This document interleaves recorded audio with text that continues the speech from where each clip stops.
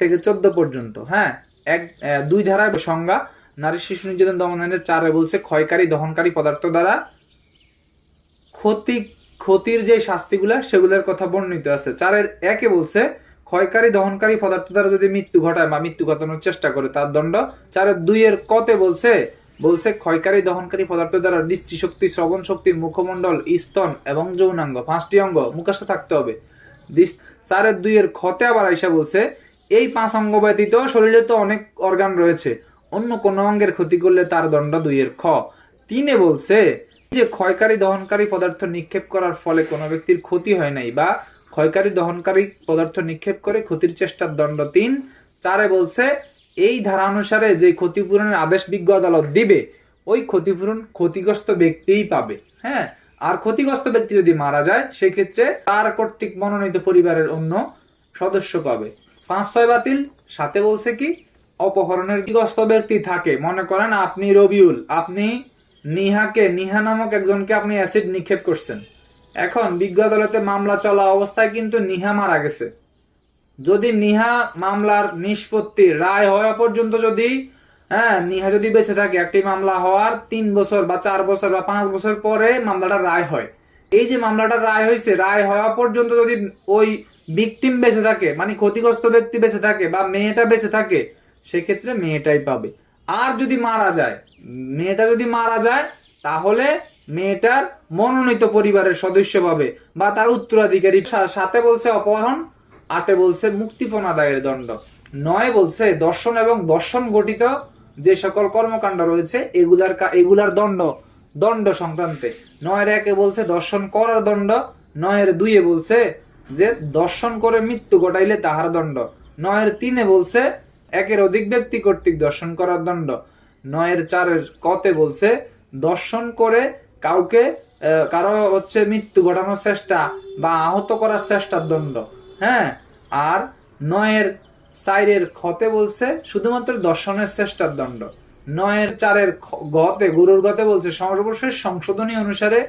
9-5 গরুর গতে বলছে দর্শন করে কাউকে মারাত্মক জখম করলে তাহার দণ্ড। 9-5 বলছে আগে ছিল পুলিশ অপরাধ করলে, এখন 9-5 বলছে আইন শৃঙ্খলা বাহিনীর হেফাজতে যখন কোনো নারী বা ভিকটিম দর্শিত হবে তার দণ্ড কিন্তু 9-5 হবে। 10 বলছে যৌন পীড়ন, শ্লীলতাহানি, একই কথা। 9-শর্টাইফেন কতে আবার বলছে যে কোন নারীকে যদি আপনি আত্মহত্যায় পড়াশোনা দেন তাহার দণ্ড কিন্তু 9-শর্টাইফেন ক। এক্ষেত্রে 9 খতে এসে বিভাগীয় পদোন্নতি পরীক্ষা অলরেডি প্রশ্ন চলে আসছে।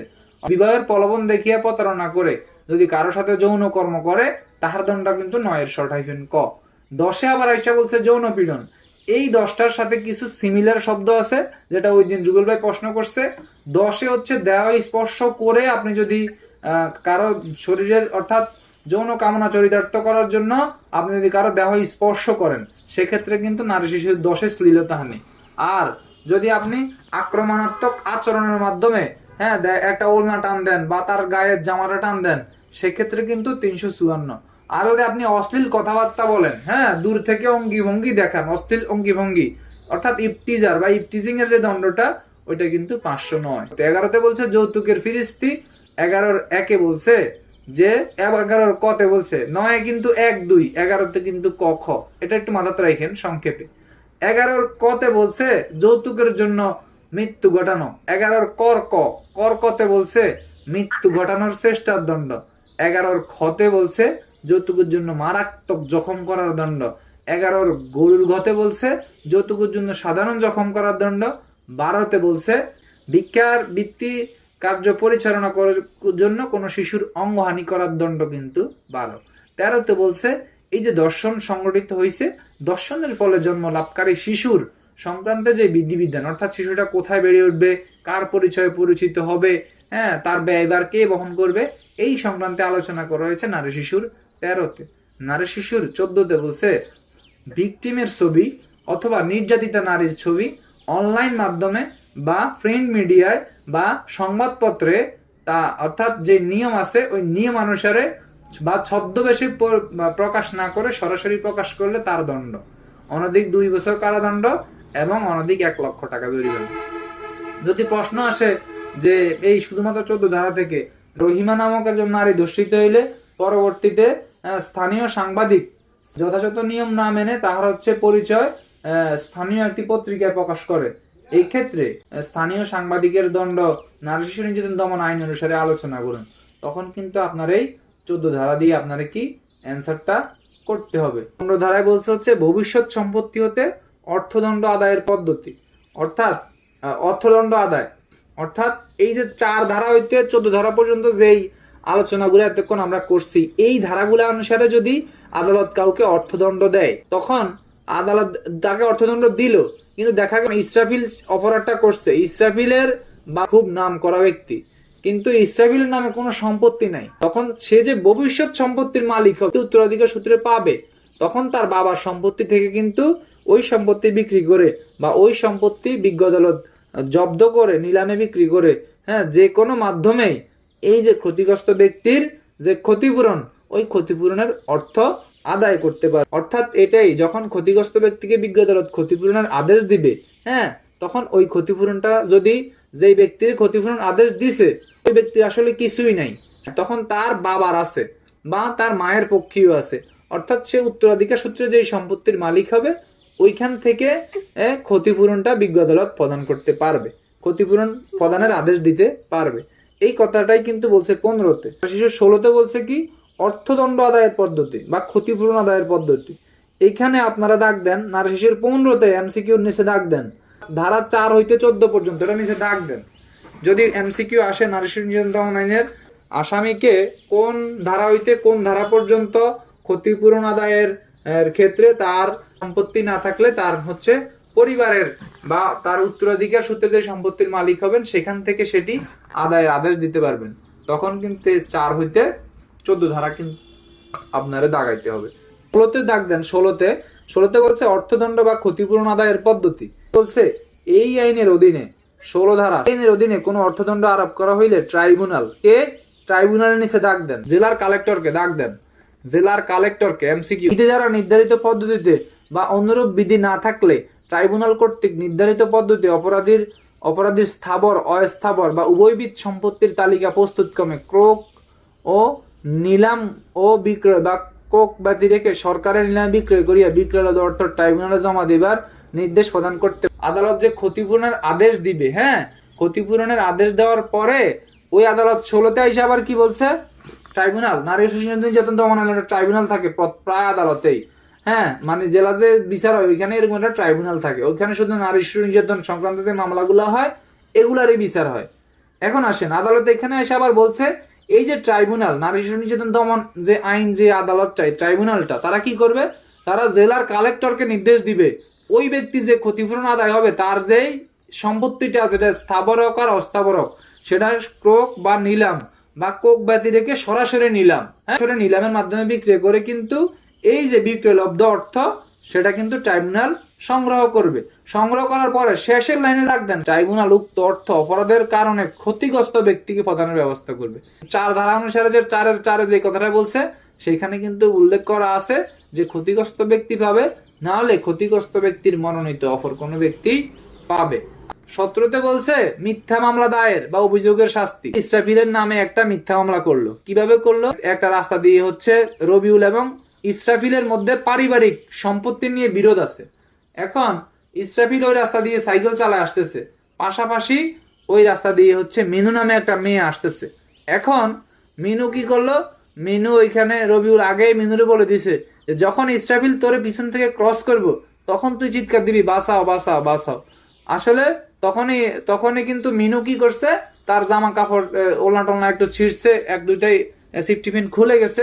তখন এই ঘটনার সূত্র ধরে কিন্তু এলাকাবাসী কিন্তু তাকে হাতে নাতে ধরছে, ইসরাফিলকে ধরছে, পরে বিজ্ঞ আদালতে সোপর্দ করছে।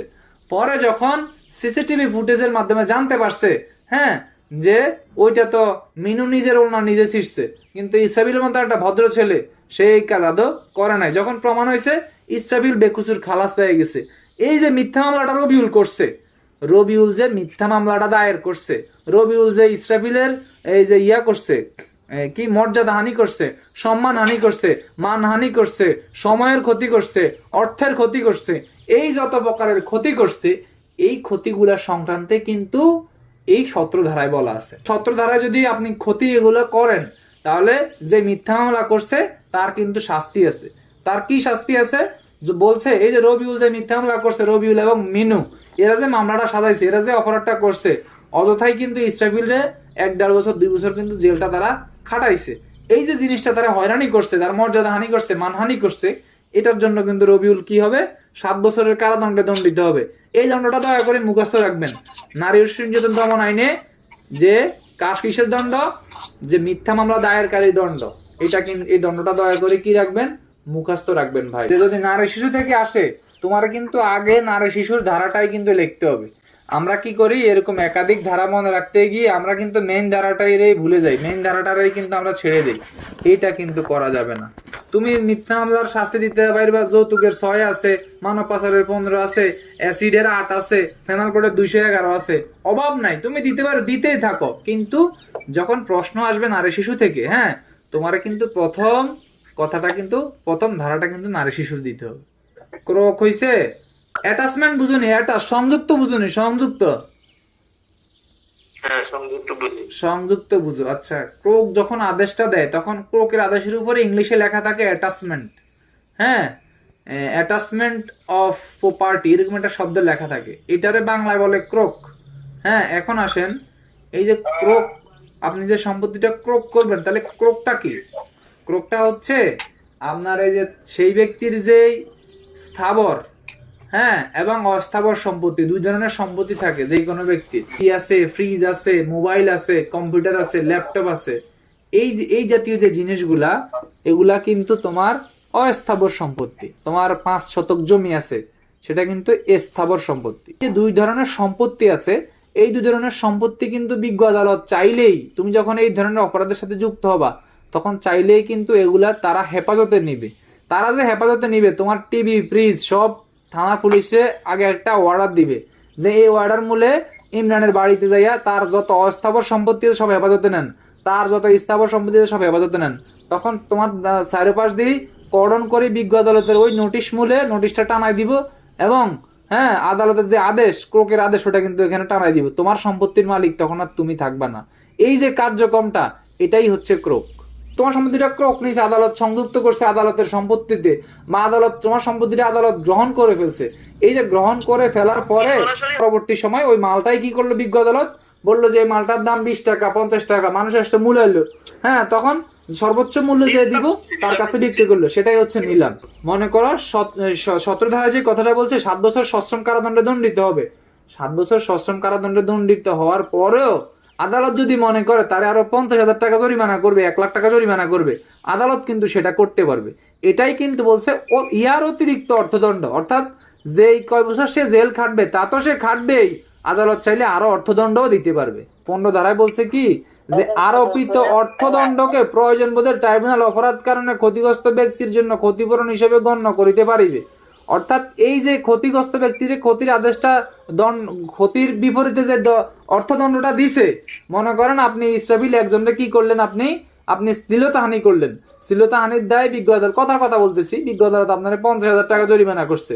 এখন 15 ধারা আদালত এসে বলছে, এই যে ইসরাফিলে 15,000 টাকা জরিমানা করছে, এটা যদি ইসরাফিল দিতে পারে, হ্যাঁ, তাহলে সেটা ক্ষতিগ্রস্ত ব্যক্তি পাবে, অথবা ক্ষতিগ্রস্ত ব্যক্তির মনোনীত ব্যক্তি পাবে। 15তে বলছে, 16তে বলছে, এই যে ক্ষতিগ্রস্ত ব্যক্তির যে টাকাটা দিবে, এটা যদি ইসরাফিল না দিতে পারে, 15তে আবার বলে দিছে, ইসরাফিল যদি না দিতে পারে, তখন তার যেই মানে উত্তরাধিকার সূত্রে যে টাকাটা সে পাবে, বা সম্পত্তিটা যে পাবে, হ্যাঁ, বাপের সম্পত্তি, ওই সম্পত্তি থেকে কিন্তু এই অর্থদণ্ডটা বা এই জরিমানাটা কিন্তু আদায়যোগ্য হবে। এটা বলছে কততে, 15তে। 16তে আইসা বলছে এই অর্থদণ্ডটা আদায়ের পদ্ধতি, হ্যাঁ, তখন আমার মনে করেন ওইখানে বলছে যে কোথা থেকে হবে, আর 16তে বলছে কিভাবে হবে।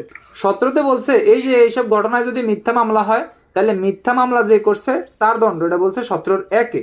17(2) এমসিকিউ ডাক দেন, ব্যক্তির লিখিত অভিযোগের ভিত্তিতে বা ট্রাইব্যুনালের স্বীয় ক্ষমতায়, সে স্বীয় ক্ষমতা বা নিজ ক্ষমতা, এখানে 2টা, নারী ও শিশু নির্যাতন দমন আইনের মামলা ট্রাইব্যুনাল কিভাবে গ্রহণ করতে পারে, নারী ও শিশু নির্যাতন দমন আইনের ট্রাইব্যুনাল অপরাধ কি কোন পদ্ধতিতে আমল নিতে পারে, ক ট্রাইব্যুনাল কোন ব্যক্তির লিখিত অভিযোগের ভিত্তিতে, ক কোন ব্যক্তির লিখিত অভিযোগের ভিত্তিতে, খ ট্রাইব্যুনালের নিজ ক্ষমতা বলে, হ্যাঁ, গ ক খ, গ কোনটি নয়, উত্তর হচ্ছে ক খ। আচ্ছা, 3-এ আইসা অনেকগুলা কথা বলছে, হ্যাঁ 3-এ সংযোজন হয়েছে ধারাটা, বলছে এইটাই যে মিথ্যা মামলায় রবিউল যে মামলাটা করছে ইসরাফিলের বিরুদ্ধে, তাইলে রবিউল হচ্ছে কি বাদী, ইসরাফিল হচ্ছে বিবাদী। এখন ইসরাফিল যে কোন কোন আদালতে দৌড়াইছে, জামিন নিছে, সময় নষ্ট হয়েছে, তার সম্মান হানি হয়েছে, ইসরাফিল আবার পরবর্তীতে বিজ্ঞ আদালতে যখন বাটি ঘুরে গেছে যে ইসরাফিল নির্দোষ, উল্টা রবিউলে দোষী কারণ মামলাটা মিথ্যা, তখন এই যে ক্ষতিটা ইসরাফিলের হয়েছে উল্টা ক্ষতিপূরণ পাবে বিবাদী পক্ষ, মানে ইসরাফিল পাবে, বাদী পক্ষ এবার ক্ষতিপূরণ দিবে। স্বভাবতই মামলাতে হয় কি, বাদী মামলা করে, পরবর্তী বিবাদী কিন্তু ক্ষতিপূরণ দেয়, কিন্তু এইখানে কিন্তু বিবাদী পক্ষ ক্ষতিপূরণ পাবে, ইসরাফিল ক্ষতিপূরণ পাবে, কারণ সে মিথ্যা মামলায় জড়িত একজন ব্যক্তি, তাহলে এই ক্ষতিপূরণটা কে দিবে, বাদী দিবে। এই কথাটাই কিন্তু বলছে নারী শিশুর 17-3-এ।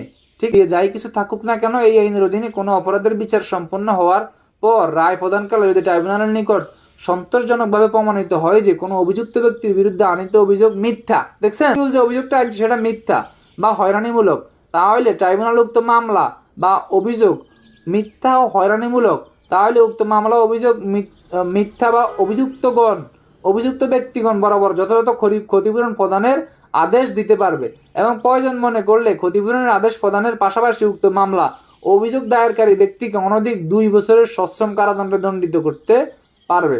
অর্থাৎ রবিউল টাকাও দিবে এবং আদালত যদি মনে করে রবিউলকে 2 বছরের সাজাও দিতে পারবে।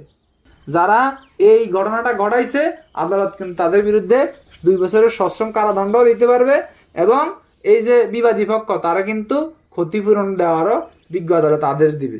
আচ্ছা, এই হচ্ছে আমাদের মিথ্যা মামলা দায়েরের দণ্ড। এই ধারা থেকে কিন্তু বিভাগীয় পদোন্নতি পরীক্ষায় প্রশ্ন আসে।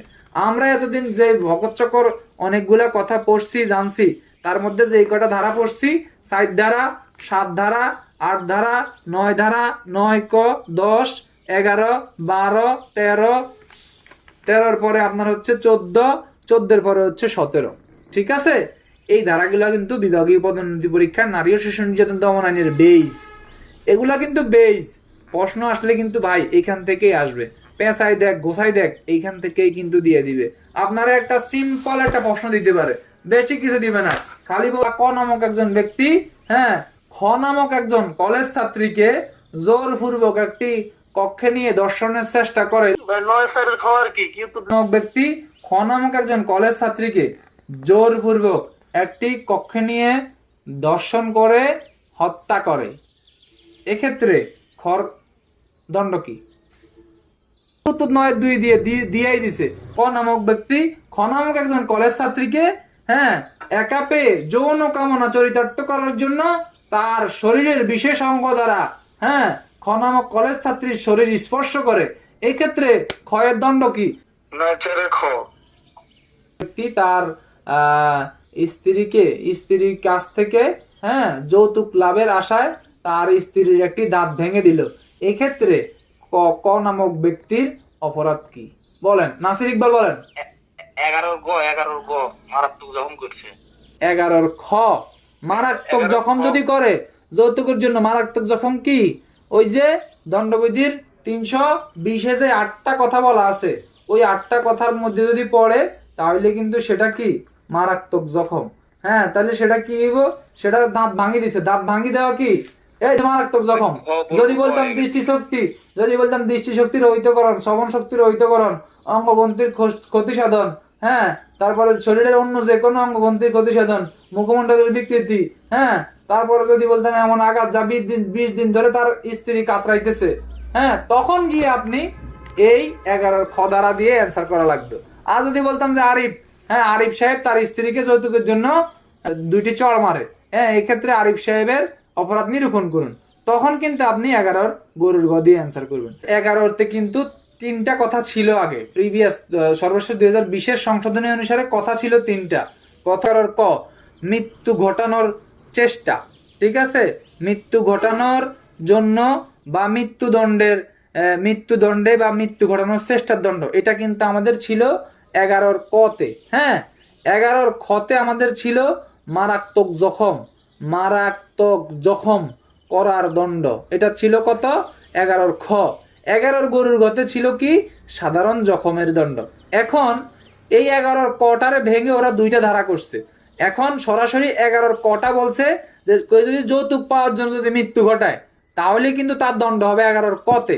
আর কেউ যদি মৃত্যু ঘটানোর চেষ্টা করে, অর্থাৎ এমন মাইরে দিছে ও ব্যক্তি মুমূর্ষ অবস্থায় আসে যে কোনো সময় কিন্তু মারা যাইতে পারে, এইটা কিন্তু 11-র পর কতে বলছে। রুবেল সাহেব ভাঙে দিছে, ফাও ভাঙে দিছে, চোখও অন্ধ করে দিছে, বুঝেন নাই আপনি? যৌতুকের জন্য আপনার এমন মাইর দিছে আপনি মুমূর্ষ অবস্থায় আছেন, আপনার সেটা মারাত্মক জখমের উপরের ধাপ, এটা এর জন্যই কিন্তু আলাদা একটা ধারা হয়েছে। হাত ভাঙে দিছে অথবা পা ভাঙে দিছে অথবা এমন একটা আঘাত করছে যে এই আঘাতের কারণে তার স্ত্রী 20 দিন যাবৎ হাসপাতালে শয্যাশয়ী, ঠিক আছে, তখন কিন্তু আপনারে 11-র খ দিয়ে অ্যান্সার করতে হবে।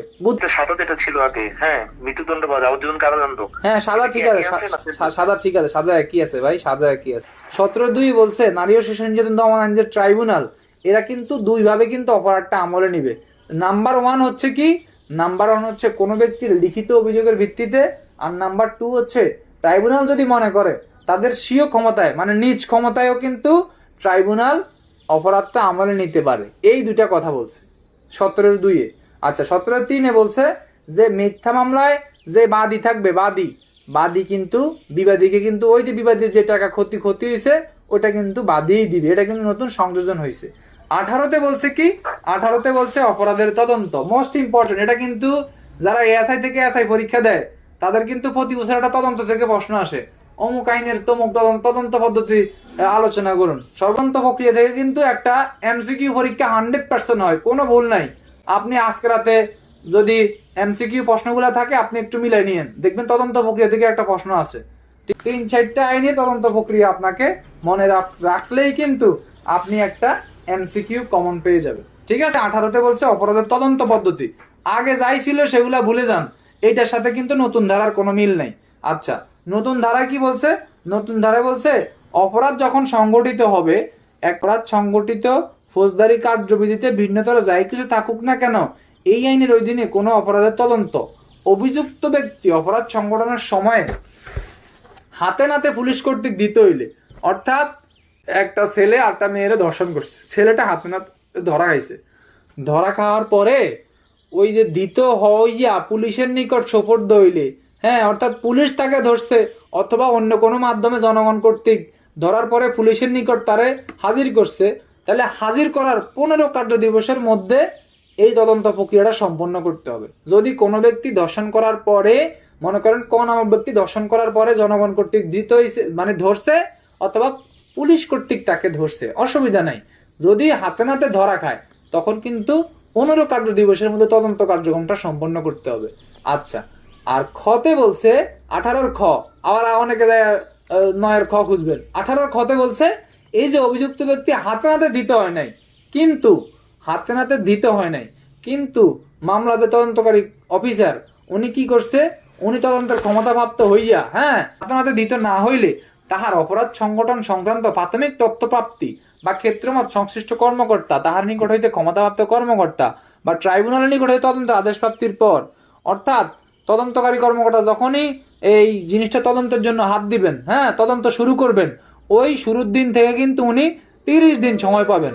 তদন্তকারী কর্মকর্তা যখন তদন্তের জন্য ক্ষমতাপ্রাপ্ত হইবেন তো হাতে নাতে দিতে এমসিকিউটা ঠিক এভাবে আসবে, নারী ও শিশু নির্যাতন দমন আইনের সর্বশেষ সংশোধনী অনুসারে তদন্তকারী কর্মকর্তা তদন্তের ক্ষমতা প্রাপ্তির দিন থেকে, অর্থাৎ তদন্তকারী কর্মকর্তা যদি কর্তৃক আসামি যদি হাতে নাতে ধৃত না হয় তখন তদন্ত কার্য সম্পন্নের জন্য তিনি সর্বোচ্চ কতদিন সময় পাবেন, হ্যাঁ তখন অপশন ক থাকবে 15 দিন, অপশন খ থাকবে তদন্তের ক্ষমতাপ্রাপ্ত হওয়ার দিন থেকে 30 কার্য দিবস, হ্যাঁ অপশন গ থাকবে তদন্তের ক্ষমতাপ্রাপ্ত হওয়ার দিন থেকে 30 দিন, হ্যাঁ অপশন গ থাকবে কোনোটি নয়। তখন আপনাকে কিন্তু অবশ্যই দাগাইতে হবে তদন্তের ক্ষমতাপ্রাপ্ত হওয়ার দিন থেকে 30 কার্য দিবস। একের ঘটনা শেষ, একে কখ শেষ। 2-এ বলছে কি, 2-এ বলছে কোন যুক্তিসঙ্গত কারণে উপধারা 1-এ উল্লেখিত সময়ের মধ্যে তদন্ত কার্য সম্পন্ন করা গেল না, অর্থাৎ তদন্ত প্রাপ্তি প্রথম হচ্ছে হাতে নাতে দিতে হয়েছে 15 কার্য দিবসের মধ্যে তদন্ত কার্য সম্পন্ন করবেন।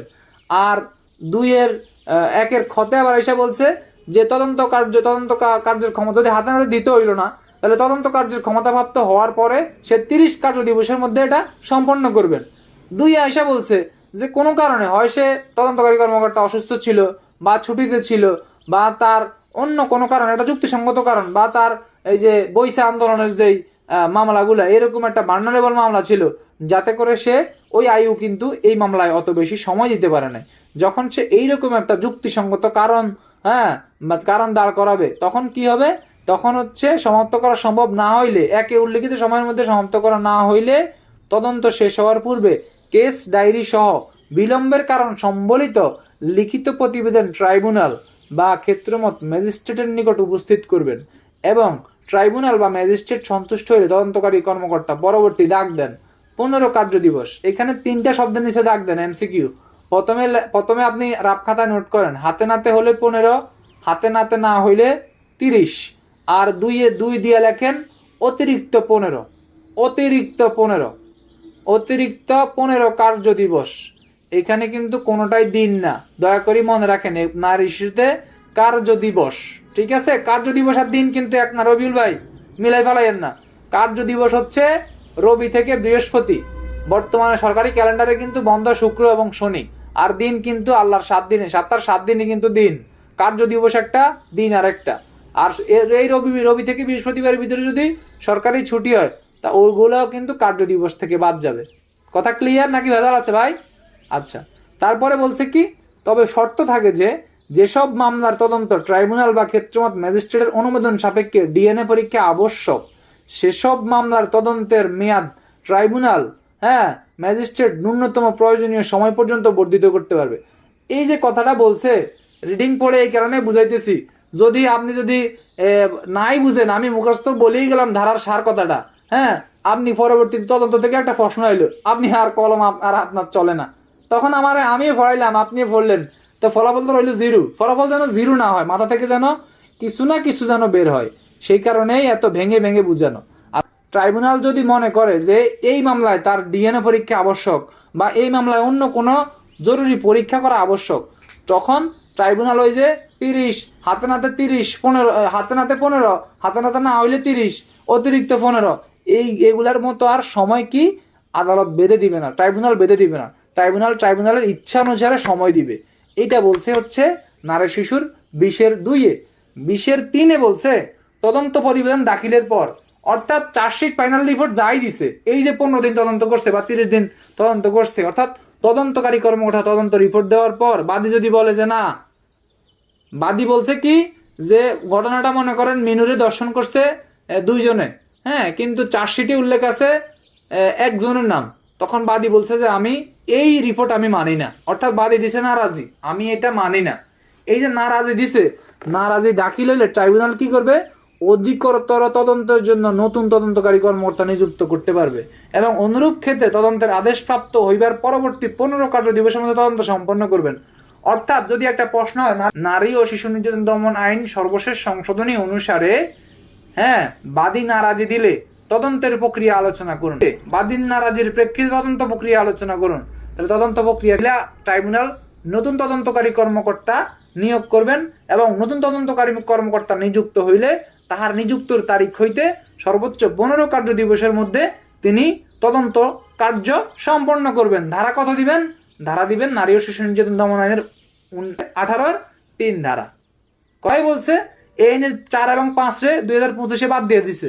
6 আইসা বলছে ওই যে উপধারা 1 হাতে নাতে দিতে হইলে বা হাতে নাতে দিতে না হইলে এই সময়ের মধ্যে, আবার উপধারা 2 ও 3 অধীন বর্ধিত সময়সীমার মধ্যে কোন তদন্ত কার্য সম্পন্ন না করার ক্ষেত্রে তৎসম্পর্কে ব্যাখ্যা সম্বলিত প্রতিবেদন পর্যালোচনার পর তদন্তের আদেশ প্রদানকারী ট্রাইব্যুনাল বা ম্যাজিস্ট্রেট যদি এই সিদ্ধান্তে উপনীত হয় যে নির্ধারিত সময়ের মধ্যে তদন্ত সম্পন্ন না হওয়ার জন্য সংশ্লিষ্ট তদন্তকারী কর্মকর্তা বা অন্য কোনো সরকারি কর্মকর্তায় দায়ী, তাহলে এই কর্মকর্তার বিরুদ্ধে কিন্তু বিভাগীয় ব্যবস্থার কথা বলা আছে। পুলিশ যে তদন্তের ক্ষমতা প্রাপ্ত হয়েছে, মনে করেন পুলিশ হয় নাই, তদন্তটা অন্য কোনো ব্যক্তির দিছে আদালত, ওই ব্যক্তি প্রহসনমূলক ভাবে এই জিনিসটারে ঘুরাইছে, কারণ সে জানে যে কয়দিন ঘুরাইলে কিন্তু মামলাটা কিন্তু অন্য ব্যক্তির কাছে চলে যাবে, তখন এই যে অন্য ব্যক্তির কাছে যে চলে গেছে, হ্যাঁ, এই যে সে 15 দিন কি করলো, হে হাতে নাতে আসামি হাতে নাতে দিতে হইলো, কিন্তু সে তদন্ত করতে পারলো না, তারপর তদন্ত রিপোর্ট জমা দিতে পারলো না, চার্জশিট বা ফাইনাল রিপোর্ট দিতে পারলো না, তারপর ওই যে হাতে নাতে দিতে হইলো না, সে তদন্তকারী কর্মকর্তা হিসেবে নিযুক্ত হয়ে 30 কার্য দিবসের মধ্যে অপরাধটির তদন্ত রিপোর্ট জমা দিতে পারলো না। এই যে না পারাটা, এই না পারার যে দায় তো সে এটা লিখিত জবাব তো বিজ্ঞ আদালতের কাছে দিবে। ট্রাইব্যুনাল যদি মনে করে বা ম্যাজিস্ট্রেট যদি মনে করে তার লিখিত জবাবটা সন্তোষজনক নয়, সে লিখিত জবাব দেখাইলো কি সে চিত্ত বিনোদন ছুটিতে ছিল, ইহা কিন্তু সন্তোষজনক জবাব নয়। হ্যাঁ, চিত্ত বিনোদন ছুটি কিন্তু ওই 15 কার্য দিবসের মধ্যেই, ওই 30 কার্য দিবসের মধ্যে পড়ে গেছে বা 15 কার্য দিবসের মধ্যে পড়ে গেছে। তখন ট্রাইব্যুনাল যদি মনে করে এটা সন্তোষজনক নয়, বা ট্রাইব্যুনাল যদি মনে করে যে সে কি করছে, সে বাদী পক্ষের কাছ থেকে হালকা কিছু উপঢৌকন নিয়ে সে সময় বিলম্ব করছে, বিলম্ব করে যথাসময়ে চার্জশিট বা ফাইনাল রিপোর্ট বা পুলিশি প্রতিবেদন সে দাখিল করে নাই, তখন কিন্তু ট্রাইব্যুনাল এই পুলিশ অফিসারের বিরুদ্ধে কি বিভাগীয় ব্যবস্থা নেওয়ার জন্য কি করতে পারবে, আদেশ দিতে পারবে। ঠিক আছে, এটাই বলছে নারী শিশু নির্যাতন আইনের 18(6)। 18(7) বলছে তদন্ত প্রতিবেদন দাখিল করার পর ট্রাইব্যুনাল তদন্ত সংশ্লিষ্ট তথ্যাদি পর্যালোচনা করে দাগ দেন, এটা নিচে ট্রাইব্যুনাল শব্দটা নিচে দাগ দেন, ট্রাইব্যুনাল তদন্ত সংশ্লিষ্ট তথ্যাদি পর্যালোচনা করে ট্রাইব্যুনাল যদি মনে করে যে আসামি আছে তারা কি করবে, সাক্ষী করবে। কি কেন সাক্ষী করবে? সাক্ষী এই কারণেই করবে, অনেক সময় আমরা দেখি তো সাক্ষী তারা বানায় রাখে আসামি, আর যে মূলত আসামি তারা বানায় রাখে সাক্ষী। এই যে প্রহসনমূলক মামলা তদন্ত হয়, তখন কিন্তু আদালত যদি দেখে যে তদন্ত প্রতিবেদনের যাচাই বাছাই করে বা সাক্ষ্য প্রমাণের স্বার্থে আদালত যদি দেখে যে এখানে লেখা আছে, দেখেন, ট্রাইব্যুনাল তদন্ত সংশ্লিষ্ট তথ্যাদি পর্যালোচনা করিয়া যদি সন্তুষ্ট হয় তদন্ত প্রতিবেদনে আসামি হিসেবে উল্লেখিত কোনো ব্যক্তিকে ন্যায় বিচারের স্বার্থে, যদি এমসিকিউ আসে, নারী শিশু নির্যাতন দমন আইন অনুসারে কখন আসামিকে সাক্ষী হিসেবে সাক্ষী করা বাঞ্ছনীয় হয়, ন্যায় বিচারের স্বার্থে আসামিকে সাক্ষী করা বাঞ্ছনীয় হয়, তবে উক্ত ব্যক্তিকে আসামির পরিবর্তে সাক্ষী হিসেবে গণ্য করিবার নির্দেশ দিতে পারে। এখন এখান থেকে কিন্তু ব্রড প্রশ্ন চলে আসতে পারে, এবং একবার এই প্রশ্নটা আসছেও, খুব সম্ভবত প্রশ্নটা আসছে 2021 সালে, যে নারী শিশু নির্যাতন দমন আইন অনুসারে কখন আসামিকে সাক্ষী হিসেবে গণ্য করা হয়, আলোচনা করুন। মুখস্থ করে যান। 18তে অপরাধের তদন্ত এমসিকিউ যেভাবে আছে, 8 অপরাধ বিচারার্থে গ্রহণ ও জামিন, 17তে হচ্ছে মিথ্যা মামলার দণ্ড। যদি ভাই এইভাবে পড়ে যান, আপনার যদি ভিতরে একটা উপধারা থেকে যদি আপনার একটা ব্রড কোশ্চেন আসে, আপনার কিন্তু পুরা ভেবাচাকা খেয়ে যাবেন। 18(8) মামলার সাক্ষ্য গ্রহণ সমাপ্তির পর ট্রাইব্যুনালের নিকট যদি মনে হয় যে এই আইনের অধীন কোনো অপরাধের তদন্তকারী কর্মকর্তা নিজে বা তাহার ঊর্ধ্বতন কর্মকর্তার প্রহসনে বা কর্মকর্তার নির্দেশে কোনো ব্যক্তিকে অপরাধের দায় হইতে রক্ষা করার উদ্দেশ্যে বা তদন্ত কার্যে গাফিলতির মাধ্যমে অপরাধটি প্রমাণে ব্যবহারযোগ্য কোনো আলামত সংগ্রহ বা বিবেচনা না করিয়া মামলার প্রমাণের প্রয়োজন ব্যতি রেখে উক্ত ব্যক্তিকে আসামির পরিবর্তে সাক্ষী করিয়া কোনো গুরুত্বপূর্ণ সাক্ষীকে পরীক্ষা না করে তদন্ত প্রতিবেদন দাখিল করেছেন। অর্থাৎ ওই যে একটু আগে যেটা বলছি, 6 আর 8 অনেকটা সিমিলার, 6 আর 8 অনেকটা সিমিলার। অর্থাৎ 6টা হচ্ছে মামলার চলমান সময়ে এই বিজ্ঞ আদালত যদি মনে করে, এখানে মনে রাখেন 6 আর 8 এর পার্থক্য কি? 6 আর 8 এর পার্থক্য হচ্ছে মামলার চলমান সময়ে যদি বিজ্ঞ আদালত বা ট্রাইব্যুনাল মনে করেন যে বিলম্ব করে বা হচ্ছে একজন অফিসার সঠিক সময়ে কি দেয় নাই, সঠিক সময় তদন্ত প্রতিবেদন দাখিল করে নাই কেন, এটার জন্য যদি যদি অফিসার দায়ী হয়, তাহলে তার বিরুদ্ধে তাৎক্ষণিক বিভাগীয় ব্যবস্থা নেওয়ার জন্য ট্রাইব্যুনাল কি করবে? ট্রাইব্যুনাল আদেশ দিবে। আর 8-এ বলছে মামলার কি হয়েছে, সমস্ত সাক্ষ্য প্রমাণ শেষ, মামলার শেষ প্রান্তে মামলার রায় ঘোষণা করবে। তখন ট্রাইব্যুনাল যদি দেখে যে না, এই মামলার কোন একজন সাক্ষী, অর্থাৎ বাদী হয়ে ইসরাফিলের বিরুদ্ধে মামলাটা করছে, এখন রবিউল কিন্তু তথাকথিত এক সচিবের ভাগিনা। এখন সচিবের ভাগিনা হওয়াতে রবিউল বিভিন্ন সময় বিভিন্ন উপরস্থ মহলের অফিসার দ্বারা তদন্তকারী কর্মকর্তারা ফোন দিত। তদন্তকারী কর্মকর্তা কি করত, ওই ঘটনায় যারা সাক্ষী ছিল তাদেরকে, যারা আসামি ছিল তাদেরকে সাক্ষী বানাই দিছে, যারা সাক্ষী ছিল তাদেরকে কোনো সাক্ষীই রাখে নাই। কি বলছি কথা বুঝছেন না? আরো বিষয় হচ্ছে ধর্ষণ মামলার যেটা থাকে, ওইটা যদি 48 ঘন্টার ভিতরে, সম্ভবত যারা সিআইডি মেডি আছেন তারা জানেন, সম্ভবত 48 ঘন্টার ভিতরে যদি সিআইডি হেফাজতে না যায়, তখন কিন্তু এটা ডিএনএ ম্যাচ করতে অনেক কষ্ট হয়ে যায়। খুব টাফ হয়ে যায় ওই ওই ব্যক্তির ডিএনএ কিনা এটা শনাক্ত করতে। তখন আইও কিন্তু এই জিনিসগুলা জানে।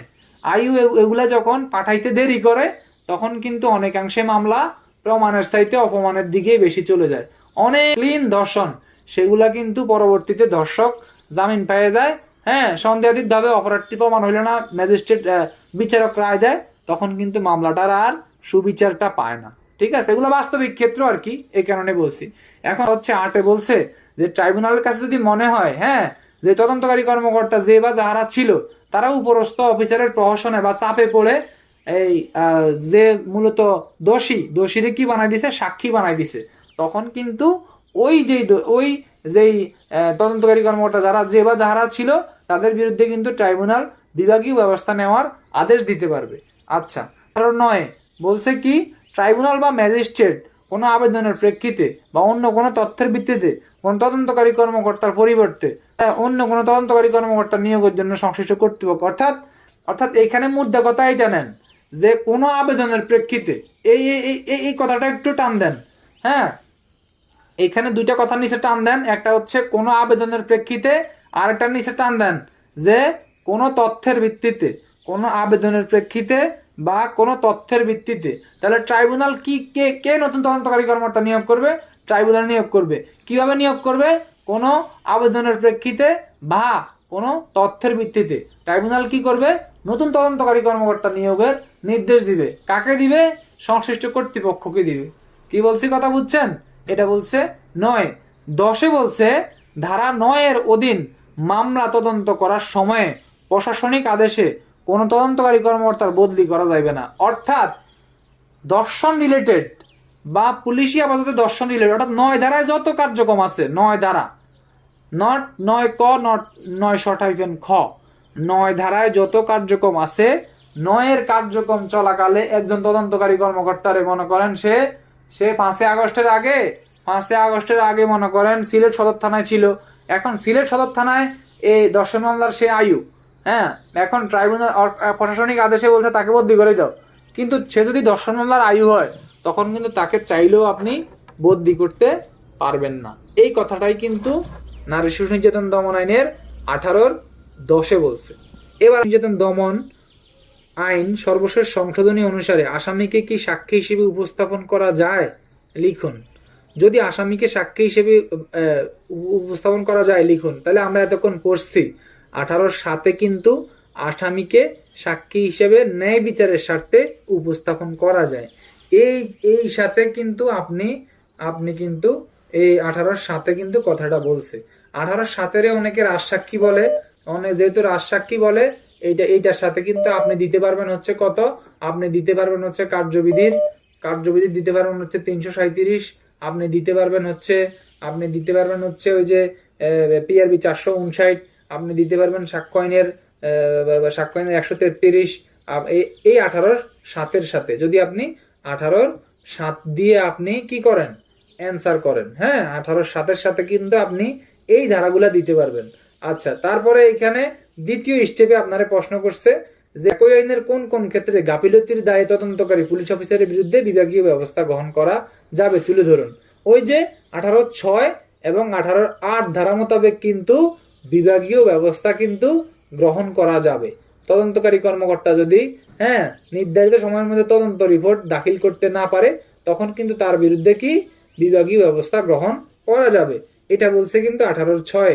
18-8 হিসাবে বলছে যে সমস্ত সাক্ষ্য প্রমাণ সংগ্রহের পর ট্রাইব্যুনালের নিকট যদি প্রতীয়মান হয় যে ওই ব্যক্তি তদন্তকারী কর্মকর্তা তদন্তে গাফিলতি আছে এবং সে কি করছে, সে এই যে ইচ্ছাকৃতভাবে বিভাগীয় প্রহসনের মাধ্যমে সে আসামিরে সাক্ষী বানায় দিছে, তখন কিন্তু ওই ব্যক্তির বিরুদ্ধে কিন্তু বিভাগীয় ব্যবস্থা গ্রহণ করা যাবে।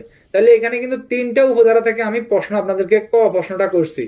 ক প্রশ্নের প্রথম অংশের উত্তর হচ্ছে 18-7, ক প্রশ্নের দ্বিতীয় অংশের উত্তর হচ্ছে 18-6 এবং 18-8। এই প্রশ্নটা কিন্তু ভাই আমার কাছে মনে হয় বিভাগীয় পদোন্নতি পরীক্ষার জন্য মোস্ট ইম্পর্টেন্ট একটা প্রশ্ন। যদি আপনি 18-6, 7, 8 বুঝেন তাহলেই আপনার 18 ধারাটা বুঝাটা সার্থক। সামাজিক যোগাযোগ মাধ্যমে বুবলির সাথে ক্ষয়ের পরিচয় হয়। পরবর্তীকালে খ তাকে গ্রাম থেকে ঢাকায় নিয়ে চাকরি দেওয়ার প্রলোভনে প্রতারণা করে তার সাথে একাধিকবার যৌন কর্মে লিপ্ত হয়। উদ্দীপক অনুসারে বুবলি ও ক্ষয়ের অপরাধ নিরূপণ করুন। হ্যাঁ, বুবলি এবং ক্ষয়ের অপরাধ কি করি একবার আপনাদের হাতে পায়ে ধরি ভাই। যখন প্রশ্নে অপরাধের দণ্ড চাইবে কখনোই সংজ্ঞার ধারা আসবে না। আপনারে কিন্তু প্রশ্নকারী সংজ্ঞা চায় নাই, আপনি প্রশ্নকারী সংজ্ঞা যেহেতু চায় নাই, আপনি দয়া করে ভাই সংজ্ঞাটা দিয়েন না। আপনি দিয়েন, যদি ওই ধারা থেকে আপনি পারেন তখন ওই ধারা থেকে উত্তর করিয়েন। আর যদি একবারে আপনি হাম্বল দিস্তে আপনি বুঝতেছেনই না এটা কোন ধারা, তখন আপনি যা পারেন তা লিখে আসবেন, খাতা খালি রেখে আসবেন না। এটা ধর্ষণের শিকার হয়েছে। এইখানে দেখেন তাহলে 9 রে 9 হ্যাঁ, এই লোক ভাবে এখানে কিন্তু দর্শনের যে 5টা শর্ত আছে, একটা শর্তের মধ্যে কিন্তু লেখা আছে প্রতারণামূলক ভাবে তাহার সম্মতি আদায় করিয়া। যদি কোনো ব্যক্তির আপনি কোনো নারীর প্রতারণামূলক ভাবে আপনি সম্মতি আদায় করেন, তার সাথে যৌন কর্মে লিপ্ত হন, সেটা কিন্তু ধর্ষণ বলে গণ্য হবে। চাকরির প্রলোভন দেখাইছে, বিয়ার প্রলোভনটা কিন্তু দেখায় নাই। যদি বিয়ার প্রলোভনটা দেখাইতো তাইলে কিন্তু এখানে 9 সটাইফেন খটাও কিন্তু দেওয়া যাইতো নাকি।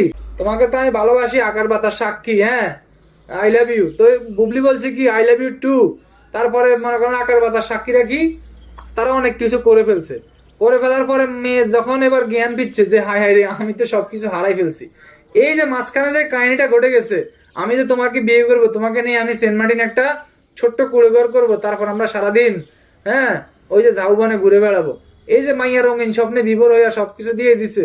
পরবর্তী যখন মাইয়ার মানে জ্ঞান ফিরছে যে না এগুলোতে তাহলে আমি তো আমার তো সব শেষ, এই ঘটনাটা যে ঘটছে, যদি উদ্দীপক এরকমই আসে তাহলে কিন্তু সেটা হবে 9 সটাইফেন খ, কারণ ফলবনটা দিছে বিয়ের। আপনাকে দেখতে হবে ফলবনটা কিসের দিছে। 18টা সামারি করে দিই, সামারি হাতে নাতে 15, হাতে নাতে না হলে 30, 2 বলছে অতিরিক্ত 15, আবার 2 বলছে একে সম্ভব না হইলে অতিরিক্ত 15, সবই কিন্তু কার্য দিবস।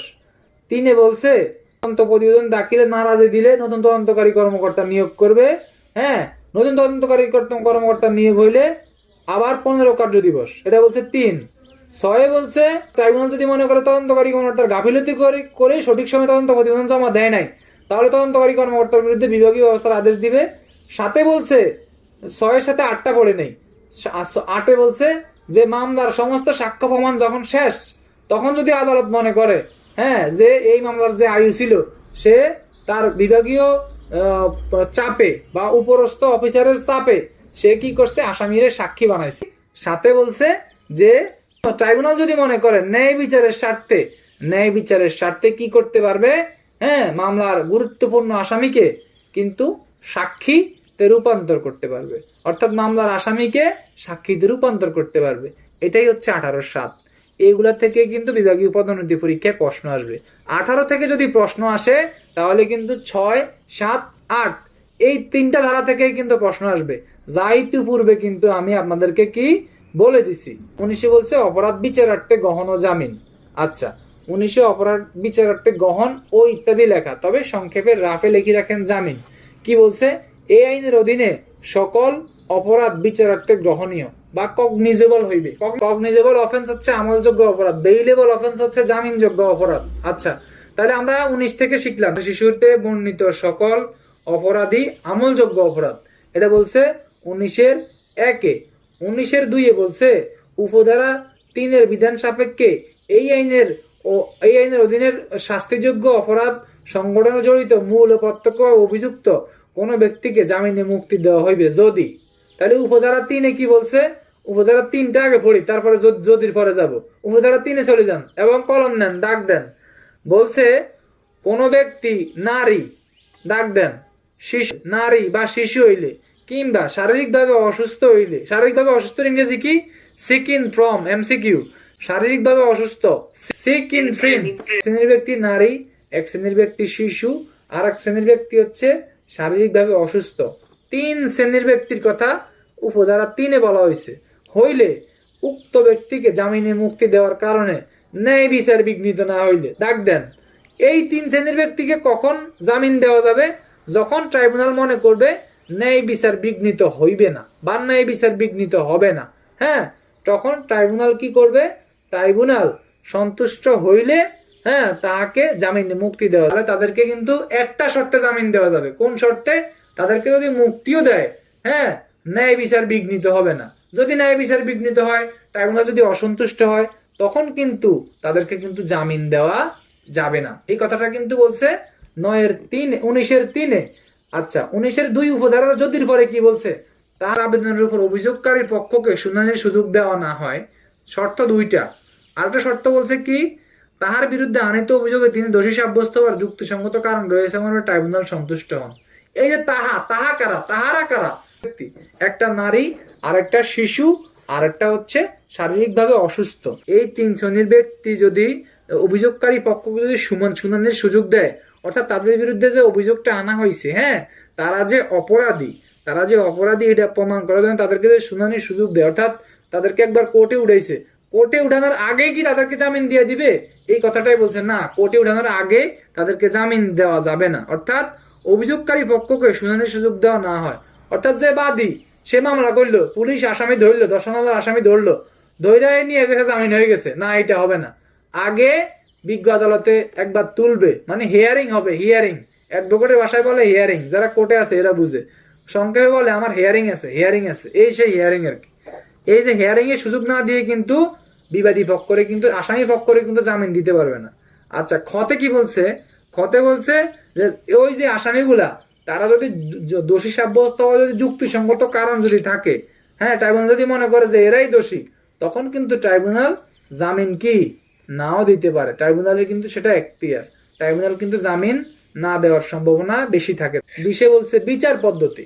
আচ্ছা এখন 19 থেকে এমসিকিউ কিন্তু আসতে পারে কয়েকভাবে, আমি বলে দিছি।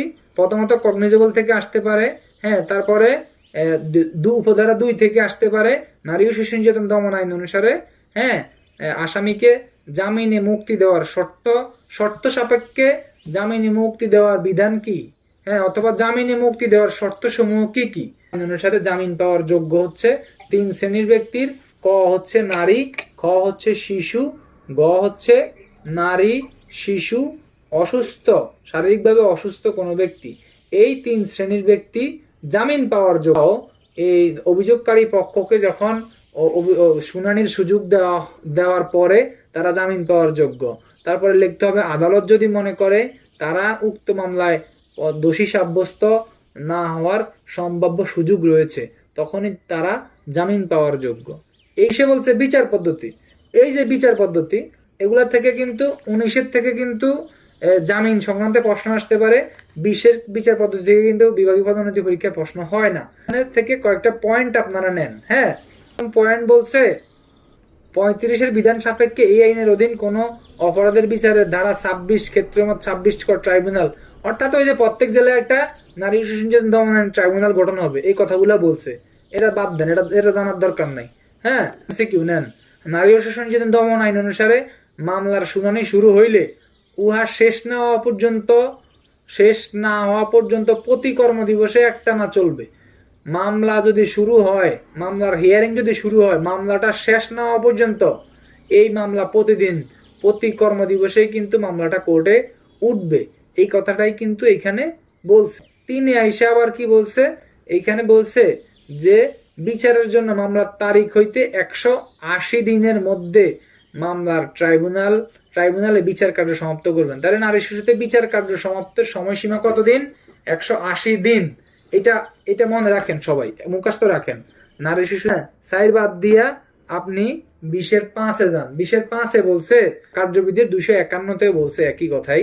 তবে এখন তো কার্যবিধি 251 জানেন না, আমি জাস্ট 5 মুদ্রা কথাটা বলে দিই।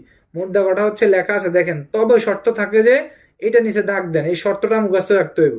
ন্যায় বিচারের সাথে যদি বিচারক কোন সাক্ষীর সাক্ষ্য পুনরায় গ্রহণ করা অপরিহার্য বলিয়া মনে করেন, তাহলে তিনি সাক্ষ্য গ্রহণ করা হইয়াছে এমন যে কোনো সাক্ষীকে তলব করিয়া পুনরায় সাক্ষ্য গ্রহণ করতে পারবেন।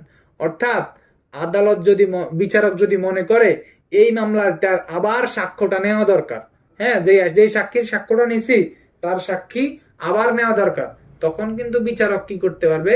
সাক্ষী আবার নিতে পারবে। অর্থাৎ পুনরায় সাক্ষীর সাক্ষ্য গ্রহণ, ন্যায় বিচারের সাথে পুনরায় সাক্ষীর সাক্ষ্য গ্রহণ, যা ফৌজদারি কার্যবিধানের 251 আর নারী শিশুর 20-5। নারী শিশুর 20-6 নারী শিশুর 20-6, মানব পাচারের 25। এখন তো মানব পাচার বিলুপ্ত হয়েছে, কিন্তু ধারা 25 আছে। কি ব্যক্তির কত? আচ্ছা, 20-6, 7, 8 এগুলো তো আছে, তাই না? এই উপধারাগুলো কিন্তু ইম্পর্টেন্ট। মানব পাচারের 25, নারী শিশুর 20-6, এগুলো আপনারা সিম্পলি কোনো ব্যক্তির আবেদনের প্রেক্ষিতে বা ট্রাইব্যুনালের নিজ বিবেচনায় উপযুক্ত মনে করলে এই আইনের ধারা 9 অপরাধ রুদ্ধদ্বার কক্ষে, রুদ্ধদ্বার মানে কি? মানে সাইরোপাস থেকে বন্ধ। আর রুদ্ধদ্বারের ইংলিশ হচ্ছে ট্রায়াল ইন ক্যামেরা। এই শব্দগুলা সিক ইন ফ্রম, শারীরিকভাবে অসুস্থ, রুদ্ধদ্বার, ট্রায়াল ইন ক্যামেরা, এগুলাই কিন্তু বিভাগীয় পদোন্নতি পরীক্ষার এমসিকিউর জন্য ইম্পর্টেন্ট। আচ্ছা, এখানে বলছে মূলত একটাই কথা, যে যে ট্রাইব্যুনাল যদি মনে করে অথবা কোনো ব্যক্তি যদি আবেদন করে যে আমার যে ভিকটিম তার বয়সটা তো 9 বছর বা ভিকটিমের বয়স তো 10 বছর, বা ভিকটিম তো আরেকজনের ওয়াইফ, তো এই ক্ষেত্রে যদি বিচারটা যদি জনসম্মুখে হয়, যখন সে কোর্টে হাজির হবে, তখন অন্যরা কিন্তু তার দিকে কুনজরে তাকায়। এই ক্ষেত্রে কিন্তু ট্রাইব্যুনাল যদি মনে করে অথবা কোনো ব্যক্তি যদি আবেদন করে, তখন তার আবেদনের প্রেক্ষিতে কিন্তু রুদ্ধদ্বার কক্ষে, অর্থাৎ যেখানে আসামি এবং যে ভিকটিম সে থাকবে এবং হাকিম মানে বিচারক থাকবে, আর কেউ থাকবে না, আর দুই পক্ষের উকিল থাকবে, এটাই রুদ্ধদ্বার কক্ষ। এটা কিন্তু মানব পাচারের 25-এও কিন্তু বলা আছে, ভিকটিমের দিক বিবেচনা করে আর কি। আচ্ছা, 20-7 বলছে কোনো শিশু যদি এই আইনের অধীনে কোনো অপরাধ সংগঠনের অভিযোগে অভিযুক্ত হয়, কোনো শিশু, অর্থাৎ যে যদি অভিযুক্ত হয় বা সাক্ষী হয়, তাহলে তার যেই সাক্ষীর প্রসিডিউরটা বা তার যদি অভিযুক্ত যদি শিশু হয়, তার যে বিচার প্রক্রিয়াটা, এটার জন্য কিন্তু শিশু আইন প্রযোজ্য হবে, এটার জন্য কিন্তু নারী শিশুটা প্রযোজ্য হবে না। এবং এই কথাটা কিন্তু মাদক দ্রব্যের 52 ধারাতে বলছে। ঠিক আছে, জাস্ট একটু হিন্স দিয়ে রাখেন রাপ খাতায়, আর কোনো কিছু করার দরকার। অভিযুক্ত বা সাক্ষী যদি শিশু হয়, তার বিচারটা হবে শিশু আইনে, বা তার সাক্ষী নেওয়ার প্রসিডিউরটা হবে শিশু আইন অনুসারে। 20-8 বলছে কোন নারী বা শিশুকে নিরাপত্তা হেফাজতে রাখার আদেশ প্রণয়নের ক্ষেত্রে ট্রাইব্যুনাল উক্ত নারী বা শিশুর কল্যাণ ও স্বার্থ রক্ষার্থে মতামত গ্রহণ ও বিবেচনা। এই আইনের 31 ধারায় যে নিরাপত্তামূলক হেফাজতের কথাটা বলছে, তখন ট্রাইব্যুনাল কিন্তু তার মতামতের প্রাধান্য দিবে, যে তোমার যে তোমার পরিবারের কাছে দিচ্ছি, বা তোমার যে সরকারি শিশু পরিবারে দিচ্ছি, বা তোমার যাদের হেফাজতে দিচ্ছি, তুমি কি সেখানে নিরাপত্তা বোধ করো কিনা, বা নিরাপত্তা তোমার যথেষ্ট নিরাপদ কিনা তুমি, এগুলা কিন্তু ট্রাইব্যুনাল তার মতামত নিবে। 31 ধারায় যে নিরাপত্তামূলক হেফাজতের কথা বলা হয়েছে, এইটা কিন্তু এইখানে 18-তে এই কথাটাই এখানে বলছে।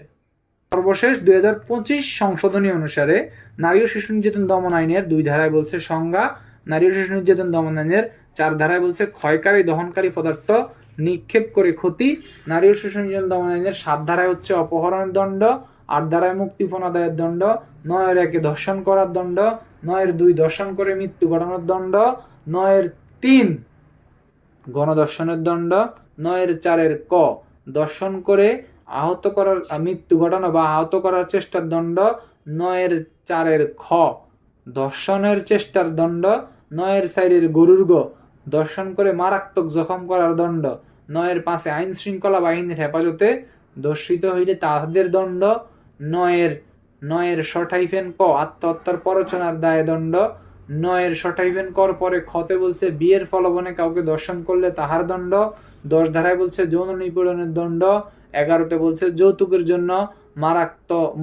জন্য মৃত্যু ঘটাইলে 11 ক, যৌতুকের জন্য মারাত্মক জখম করাইলে 11 কর ক, 11 খতে বলছে 11 কতে বলছে মৃত্যু ঘটানোর দণ্ড, 11 কর কতে বলছে মৃত্যু ঘটানোর চেষ্টার দণ্ড, 11 খতে বলছে যৌতুকের জন্য মারাত্মক জখমের দণ্ড, 11 গতে বলছে যৌতুকের জন্য সাধারণ আঘাতের দণ্ড, 12-তে বলছে ভিক্ষাবৃত্তির উদ্দেশ্যে শিশু অঙ্গহানি করার দণ্ড, 13-তে বলছে দর্শনের ফলশ্রুতিতে জন্মলাভকারী শিশুর বিধিবিধান, 14-তে বলছে ভিকটিমের ছবি মিডিয়ায় প্রকাশ করার দণ্ড, 15-তে বলছে এই যে অর্থদণ্ড আসামির ভবিষ্যৎ সম্পত্তি থেকে আদায় করা যাবে। আচ্ছা, 16-তে বলছে অর্থদণ্ড আদায়ের পদ্ধতিটা, 17-তে বলছে মিথ্যা মামলা দায়েরের দণ্ড, 18-তে বলছে অপরাধের তদন্ত, 18-1 কতে বলছে হাতে নাতে ধৃত হইলে, অপরাধী যদি হাতে নাতে ধৃত হয়, তখন 15 কার্য দিবসের মধ্যে অপরাধ তদন্ত শেষ করবে। আর যদি হাতে নাতে ধৃত না হয় তাহলে 30 কার্য দিবসের মধ্যে তদন্ত শেষ করবে, এটা বলছে খতে। 2 বলছে উপধারা 1 তদন্ত কার্য সম্পন্ন না হলে তখন কিন্তু তার যুক্তিসঙ্গত কারণ উপস্থাপন করে ট্রাইব্যুনালের কাছে আবেদন করলে ট্রাইব্যুনাল অতিরিক্ত 15 কার্য দিবস সময় দিবে। 3 বলছে যে ইতিপূর্বে তদন্ত প্রতিবেদন দাখিল করার পর বাদী যদি মনে করে তদন্ত প্রতিবেদনটি সঠিক নয়, তখন বাদী নারাজি দিবে। বাদীর নারাজির প্রেক্ষিতে নতুন তদন্তকারী কর্মকর্তা নিয়োগ করবে ট্রাইব্যুনাল। নতুন তদন্তকারী কর্মকর্তা নিয়োগ করলে নতুন তদন্তকারী কর্মকর্তা সময় পাবে 15 কার্য দিবস। 15 কার্য দিবসের মধ্যে সে তদন্ত সম্পন্ন করবে, এটা বলছে 3। 6 বলছে এই যে উপধারা 1 এবং 2 তদন্তকারী কর্মকর্তা তদন্ত করছে, ট্রাইব্যুনাল যদি মনে করে তার সে যে যুক্তিসঙ্গত কারণ উপস্থাপন করে সে সুনির্দিষ্ট সময়ের মধ্যে নির্দিষ্ট সময়ের মধ্যে তদন্ত কার্য সম্পন্ন করতে পারেন নাই, এটা সংক্রান্তে সে যে একটি প্রতিবেদন দিছে আদালতের কাছে, আদালত যদি মনে করে ওই প্রতিবেদনটি সঠিক নয়, আদালত যদি তার জবাবে সন্তুষ্ট না হয়, তখন কিন্তু আদালত তার বিরুদ্ধে বিভাগীয় ব্যবস্থা নেওয়ার নির্দেশ দিবে, এটা বলছে 6। 8 বলছে আদালত পুরা মামলার সমস্ত সাক্ষ্য প্রমাণ শেষ করার পর আদালত যদি মনে করে এই ভদ্রলোক এই ভদ্রলোকেরা যারা আয়ু ছিল তারা উপরস্থ অফিসারের চাপে পড়ে তারা কি করছে, তারা এই যে তার আসামিরে হচ্ছে সাক্ষী করে দিছে, সাক্ষীদেরকে মামলার তদন্ত প্রতিবেদনে বা ফাইনাল রিপোর্ট দিছে বা চার্জশিট দিছে, যাই দিছে ওইখানে কিন্তু তাদেরকে ইনক্লুড করে নাই। তখন কি করবে, তখন বিজ্ঞ আদালত ওই আয়ুদের বিরুদ্ধে ব্যবস্থা নেওয়ার জন্য বলবে, এটা বলছে 18 8। 18 7 বলছে আদালত যদি মনে করে ন্যায় বিচারের স্বার্থে মামলার কোনো গুরুত্বপূর্ণ আসামিকে সাক্ষী করা বাঞ্ছনীয়, তখন কিন্তু বিজ্ঞ আদালতের আদেশে আসামিকে কিন্তু সাক্ষী করা যাবে, এটাই বলছে 18 7। আচ্ছা 18 9 10 অত ইম্পর্টেন্ট ইস্যু না, ইস্যু হচ্ছে 19 বলছে অপরাধ বিচারার্থে গ্রহণ এবং জামিন। 19 কিন্তু যে কথাটা বলছে, অর্থাৎ নারী ও শিশু নির্যাতন দমন আইনের অধীনে সকল অপরাধী কিন্তু আমল যোগ্য, এটা বলছে কততে, এটা বলছে নারী শিশুর 19 1। আচ্ছা 19 2 আইসা আবার বলছে কয়েকজন ব্যক্তিকে শর্ত সাপেক্ষে জামিন দেওয়া যাবে। এই কয়েকজন ব্যক্তি কারা, উপধারা 3 তাদের কথা বলা আছে। বলা আছে যে নারী, শিশু এবং শারীরিকভাবে অসুস্থ এই ধরনের ব্যক্তিকে জামিন দেওয়া যাবে। তবে কিভাবে জামিন দেওয়া যাবে, জামিন দেওয়া যাবে উপধারা 4 বলছে কোনো ব্যক্তিকে জামিন দেওয়ার জন্য ন্যায়সঙ্গতভাবে ট্রাইব্যুনাল যদি সন্তুষ্ট হয়, তদমর্মে কারণ লিপিবদ্ধ করিয়া সংশ্লিষ্ট ট্রাইব্যুনাল জামিনে মুক্তি দিতে পারবে।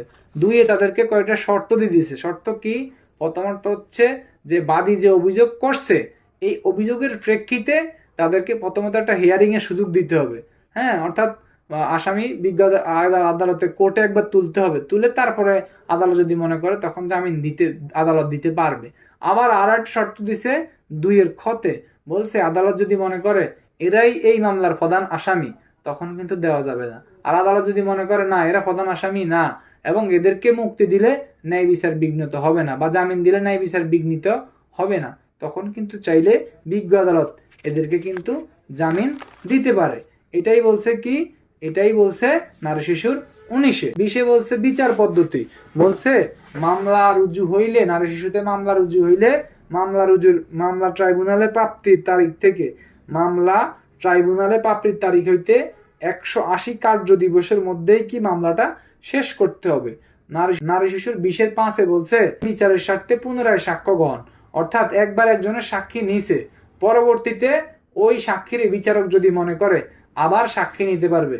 ইহা বলা আছে কার্যবিধির 251-তে। আরো বলা আছে নারী শিশুর 20 6 যে রুদ্ধদ্বার কক্ষে বিচার, এটা কিন্তু মানব পাচারের 25 আছে। নারী শিশুর 7 বলছে ভিকটিম অথবা সাক্ষী যদি শিশু হয় তাহার ক্ষেত্রে কিন্তু শিশু আইনের প্রসিডিউর গুলা কিন্তু অ্যাপ্লাই করতে হবে।